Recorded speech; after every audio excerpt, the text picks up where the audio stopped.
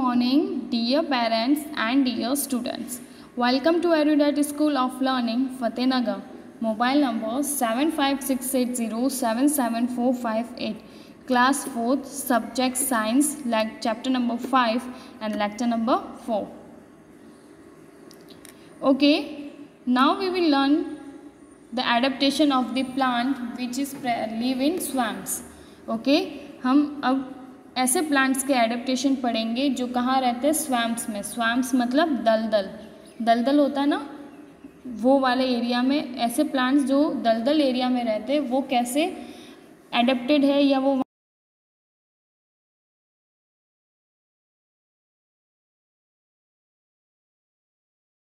swamp. The soil is fully covered with the water and it is very sticky soil. जो दलदल area होता है उसमें क्या होता है, जो ज़मीन होती है, जो सॉइल होती है वो पूरी पानी से क्या होती है, कवर रहती है. मतलब पूरी उसकी सतह पे क्या होता है, पानी होता है और उसकी जो मिट्टी होती है बहुत ही चिपचिपी होती है. Okay, since swamps are covered with water, the soil below the water does not get air. So plants that grow in swamp usually have roots that grow above the surface of the soil. Such roots are called breathing roots. This root take in air directly from the atmosphere. Mangroves grow in swamps and have breathing roots. In this para it is saying, as I told you, that in the swampy area the soil is covered with the water completely. So soil is not able to get the air and the roots of the plant needs the air to breathe. So what they do, they just come out of the soil and grow above the ground and get their oxygen or the air from the atmosphere directly. And this kind of root is known as breathing roots. Okay, जैसा कि मैंने आपको बताया कि जो दलदल वाला area होता है, स्वैम्पी एरिया होता है, वो क्या होता है, पूरी उसकी जो मिट्टी होती है, ज़मीन होती है, वो पूरी पानी से कवर होती है. अब जो प्लांट उसके अंदर ग्रो कर रहे हैं उनकी जड़ें तो नीचे होती है, रूट्स तो ज़मीन के नीचे ही होती है. तो फिर जब सॉइल के ऊपर क्या आ गया, वाटर आ गया पूरा, तब वो एटमॉस्फेयर से एयर कैसे लेगी. तो इसके लिए जो प्लांट्स की रूट होती है वो क्या होती है, ज़मीन में से बाहर की तरफ निकल के आ जाती है और डायरेक्टली जो ब्रीथ करने के लिए जो एयर उनको चाहिए होती है वो डायरेक्टली कहाँ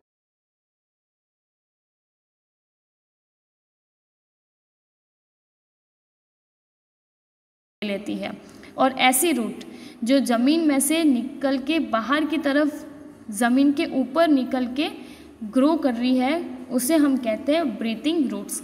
आपको जो ये पिक्चर नज़र आ रही है, ऐसे ये जो शार्प पॉइंटेड आपको जो स्ट्रक्चर नज़र आ रही है, ये सब क्या है, ब्रीथिंग रूट्स है. ये प्लांट की रूट्स है जो ज़मीन में से सरफेस के सॉइल के ऊपर क्या हो जाती है, ग्रो करने लग जाती है. क्योंकि पानी जो सॉइल होती है वो क्या होती है, पानी के नीचे होती है और पूरी सॉइल क्या होती है, चिपचिपी होती है, तो उन्हें वहाँ से एयर नहीं मिलती.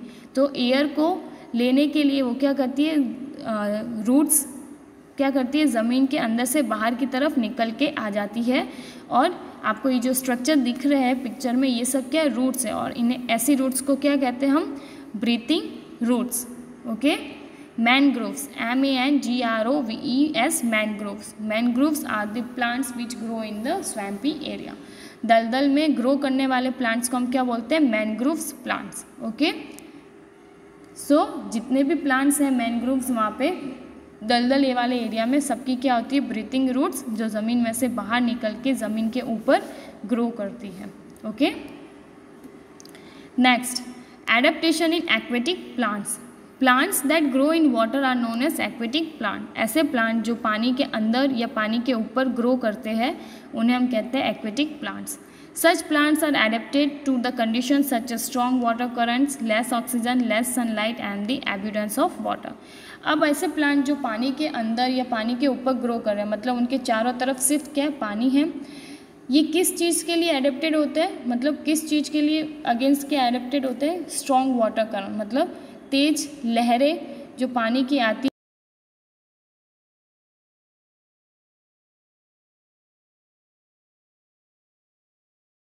कम से कम ऑक्सीजन में वो क्या करते हैं, सर्वाइव करते हैं. और लेस सनलाइट, मतलब अगर ऐसे प्लांट जो पानी के अंदर है तो मतलब उनके तब सनलाइट नहीं पहुंचती है, तो इन सब चीज़ों के लिए वो क्या होते हैं, एडेप्टेड होते हैं। Aquatic plants can divide into 3 parts. Aquatic plants को हमने 3 पार्ट्स में डिवाइड किया है। First is floating plants, third is fixed plant and second is fixed plant and third is under water plant.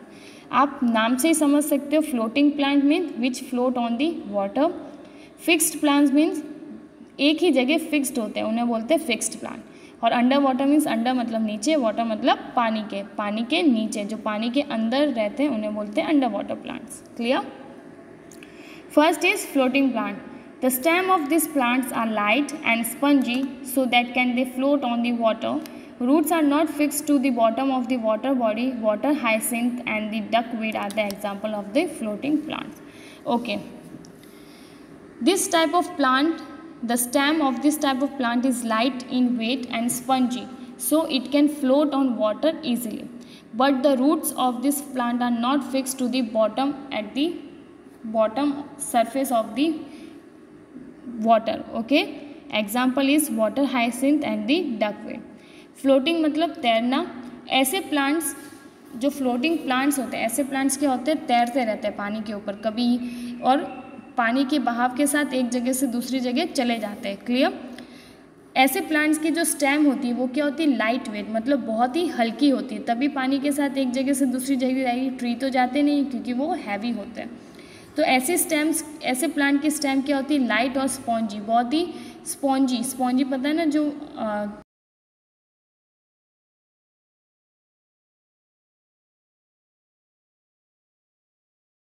की होती है, ताकि वो पानी के साथ एक जगह से दूसरी जगह आराम से फ्लोट कर सके। क्लियर? और इनकी जो रूट्स होती है वो भी पानी में, पानी के नीचे तैर रही होती है, पानी के ठेठ नीचे जाके फिक्स्ड नहीं होती। जैसे बाकी ट्रीज़ की मिट्टी के अंदर फिक्स्ड होती है, वैसे इनकी रूट्स फिक्स्ड पानी में नहीं होती, तभी तो वो फ्लोट करते हैं। अगर फिक्स होगी तो क्या एक जगह से दूसरी जगह जा सकेंगे? नहीं। क्लियर? तो 2 एडेप्टेशन है। स्टेम्स तो क्या है, लाइट एंड स्पॉन्जी, और रूट्स क्या है, फिक्स्ड नहीं है। एग्जाम्पल क्या है, water hyacinth, you can see the example picture, and the duckweed. Clear? Next is fixed plant. The root of this plant are fixed to the bottom. They have thin long hollow stem to reach to the surface of water. These leaves are broad and flat with a waxy coating. Stomata are also present on the upper surface of the water leaves. The lotus and the water lily are the example of fixed plant. Okay. In this plant, the root of the fixed मतलब stable.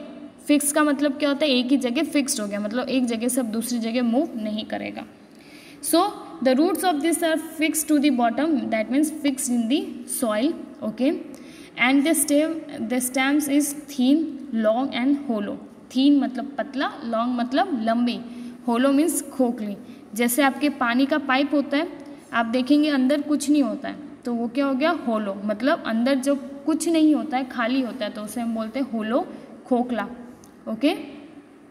So the stem is thin, long and hollow. And the leaves are broad means wide, चौड़ा, बहुत ही चौड़ी इनकी क्या होती है, leaves, and flat means चपटी, with a waxy coating, that means a sticky or wax like coating is present on the leaves, and the stomata are also present on the upper surface of the leaves. Okay. So हमें इसमें 4 चीज़ें याद रखनी है। First तो इनकी roots जो जड़ होती है वो पानी के अंदर क्या होती है, एकदम बॉटम मतलब सबसे नीचे वाला सॉइल में क्या होती है, फिक्स्ड होती है पानी के अंदर। सेकंड आपको याद रखना है कि जो इनकी स्टेम्स होती है वो क्या होती है, थीन, पतली, एकदम पतली, लॉन्ग मतलब लंबी, होलो मतलब खोखली, ताकि वो सॉइल अंदर एकदम नीचे से वाटर के ऊपर तक पहुंच सके। अगर लंबी नहीं होगी तो पानी के अंदर चली जाएगी। तो जो रूट तो क्या सॉइल के अंदर फिक्स्ड है पानी के अंदर, तो रूट से लेके वाटर सरफेस तक आ सके इतनी लंबी इनकी क्या होती है, स्टेम्स होती है। क्लियर?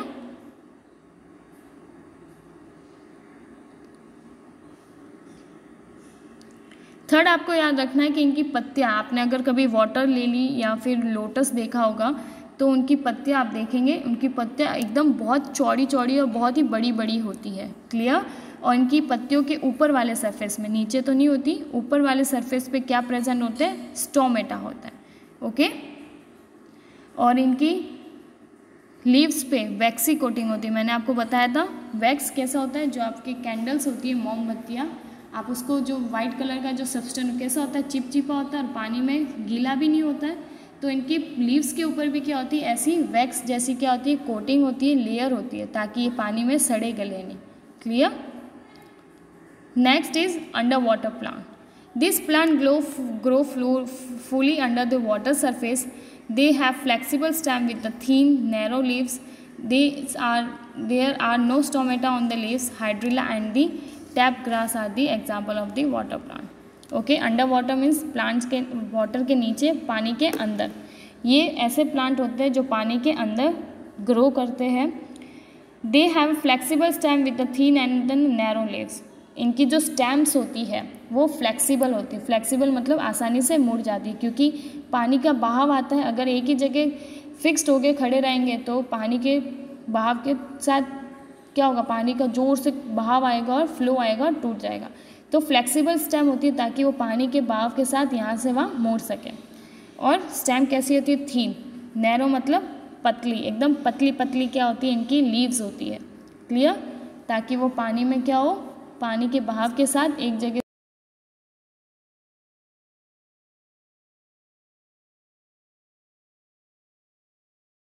स्टोमेटा की तो ज़रूरत ही नहीं है, क्योंकि वो ऑलरेडी पानी में है, तो उसमें से पानी कैसे निकल सकता है। क्लियर। तो इसमें आपको 2 से 3 चीज़ याद रखनी है। स्टेम कैसी होती है, फ्लेक्सिबल। लीव्स कैसी होती है, पतली। ओके। और इनके लीव्स पे स्टोमेटा नहीं होते हैं। Okay. So homework time now. Swamps means दलदल, mangrove means tree grow in the swampy area. ऐसे प्लांट, ट्री जो कहाँ पे, दलदल वाले एरिया में ग्रो करते हैं। ओके।